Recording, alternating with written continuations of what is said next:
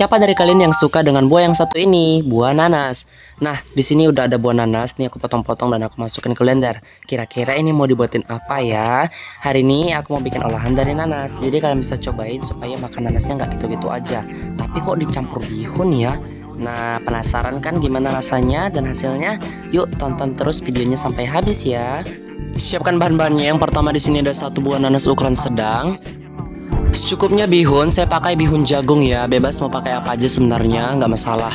150 gram tepung tapioka atau setara dengan 8 sendok makan. 100 gram gula pasir atau yang suka manis bisa ditambah jumlahnya. 1 bungkus agar-agar plain, saya pakai swallow lily, bebas mau pakai apa aja sebenarnya. Secukupnya air, ini kita pergunakan untuk menghaluskan nanasnya nanti ya. 1 sendok teh garam atau sejumput garam, ini gunanya biar nanti rasanya lebih gurih. Secukupnya pewarna makanan warna kuning, bebas mau pakai atau enggak karena ini opsional supaya warnanya lebih cantik aja.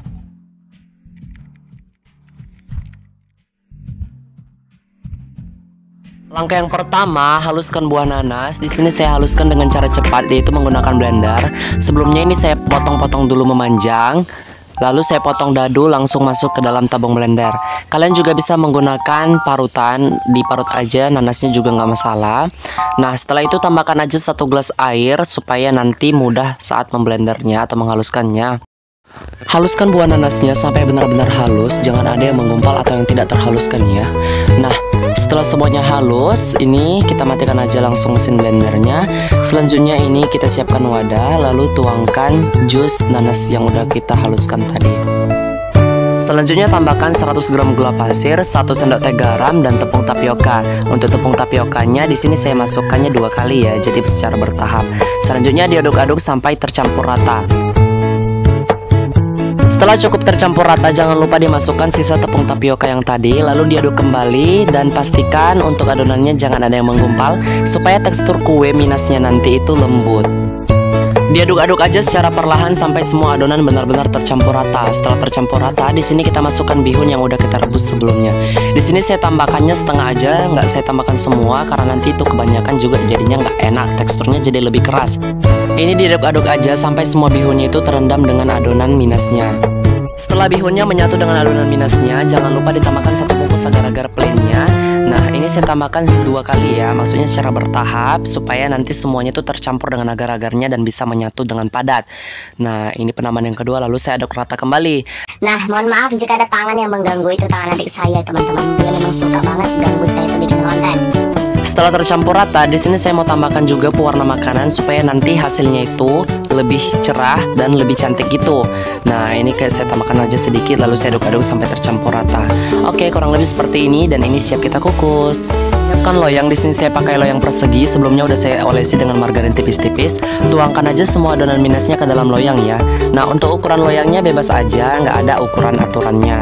Nah, setelah itu ratakan aja mie bihunnya ke samping-samping gitu supaya nanti tercampur rata semuanya merata. Nah, di sini saya mau kukusnya pakai panci dari Herbal. Di sini udah saya kasih air di bagian alasnya, lalu saya masukkan aja loyangnya dan kita tutup. Ini kita kukus kurang lebih 30 menit sampai dia benar-benar matang. Bila perlu, bagian atasnya kalian alasi dengan kain supaya tidak menetes air ya. Setelah kita kukus kurang lebih 30 menit, ini sudah matang, tapi sebelumnya saya cek lagi pakai lidi dan ini tidak ada yang lengket.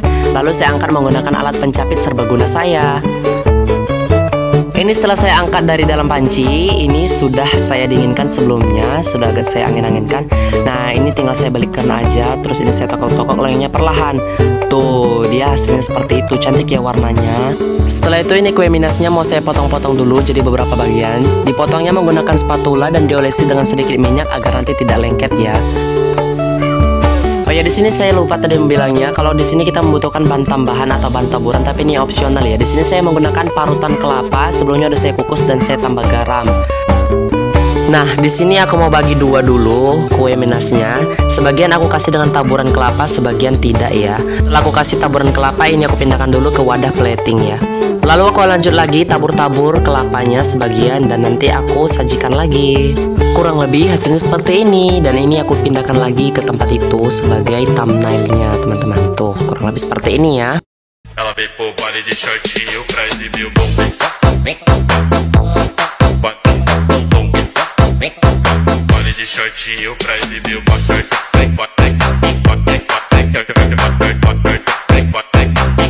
What? teman-teman, sekarang aku mau cobain dulu kue minasnya. Nah ini aku mau makan dulu ya. Aku makannya nggak berkelapa. Enak banget sumpah. Kayak aku mau makan yang pakai kelapa. Ini lembut banget loh, kenyal dianya.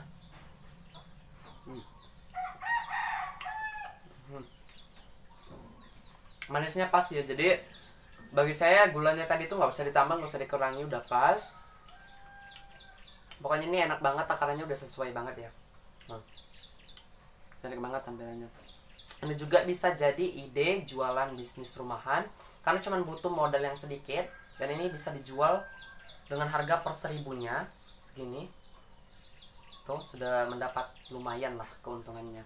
Oke, terima kasih buat yang sudah nonton. Jangan lupa untuk di like videonya, di komen, serta di share. Dan buat channel ini untuk di subscribe serta aktifkan tanda loncengnya untuk mendapatkan notifikasi video terbaru dari channel ini.